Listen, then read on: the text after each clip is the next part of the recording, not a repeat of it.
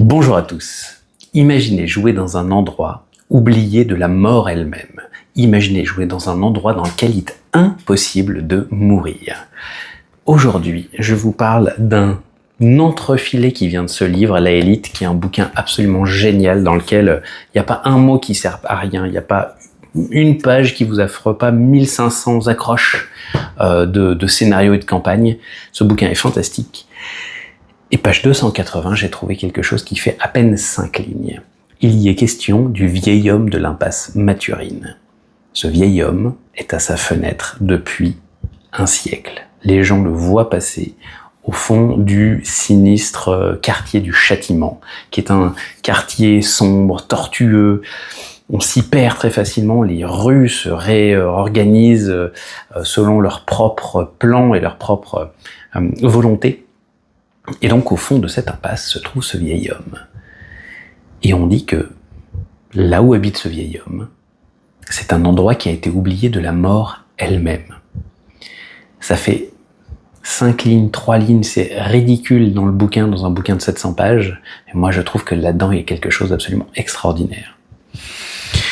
Vous le savez, probablement, on a dans notre monde contemporain des gens qui ont décidé d'investir massivement dans la science pour essayer d'abolir la mort, pour essayer de faire en sorte que l'humanité s'en affranchisse.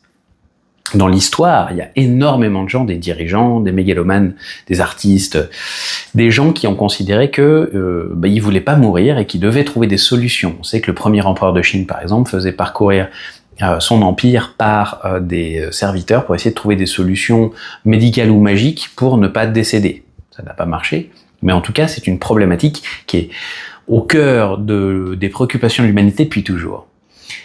Et je trouve que c'est super intéressant. Imaginez que, au fond de cette impasse, donc, on a ce vieux monsieur qui vit dans une toute petite pièce. Imaginez que rien dans cet endroit spécifique, ce tout petit volume, vraiment qui soit oublié par la mort. Alors à partir de ce moment-là, tout ce qui se trouve à l'intérieur ne meurt jamais.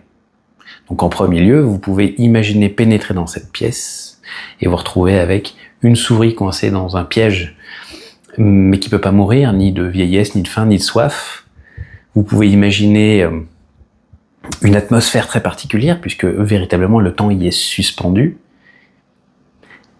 Et imaginez maintenant que l'existence de cet endroit dans lequel on ne peut pas mourir, que ça se sache, que ça fuite, entre guillemets. Imaginez tous les gens qui ne voudraient pas mourir ou qui voudraient empêcher un de leurs proches de décéder. Imaginez les conflits qu'il pourrait y avoir pour pouvoir occuper cette toute petite pièce. Je trouve que c'est intéressant que ce soit pas un immense quartier, un immeuble, un machin trop grand, parce que justement là, ça crée un conflit supplémentaire. On a une dramaturgie qui est hyper dense. Imaginez ce qui peut se passer si les gens décident de se battre à un endroit dans lequel on ne peut pas mourir. Imaginez tout ce qui peut s'y passer. Il y a des chances que ce soit un peu intense, mais vous avez la possibilité du coup d'imaginer arriver là par hasard, être commandité. On vous envoie là-bas pour arriver à faire quelque chose, pour arriver à prendre possession du lieu, pour défendre le lieu, pour l'explorer. Imaginez tout ce qui peut se passer et tous les conflits qui peuvent se passer dans un endroit dans lequel de toute façon on peut se battre et s'écharper dans tous les sens. Au bout d'un moment, on va être obligé de trouver une autre solution pour pouvoir arriver à se sortir d'une situation qui sinon peut durer éternellement, littéralement. Donc voilà, c'est 3 petits mots dans ce bouquin absolument génial, hyper riche, bourré de bonnes idées pour faire des aventures. Mais moi, je trouve que c'est la porte ouverte à potentiellement une campagne. Donc, j'espère que ça vous plaira. N'hésitez pas à me dire en commentaire si ça éveille pour vous aussi votre curiosité.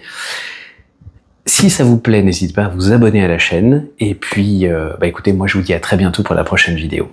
À très bientôt, ciao.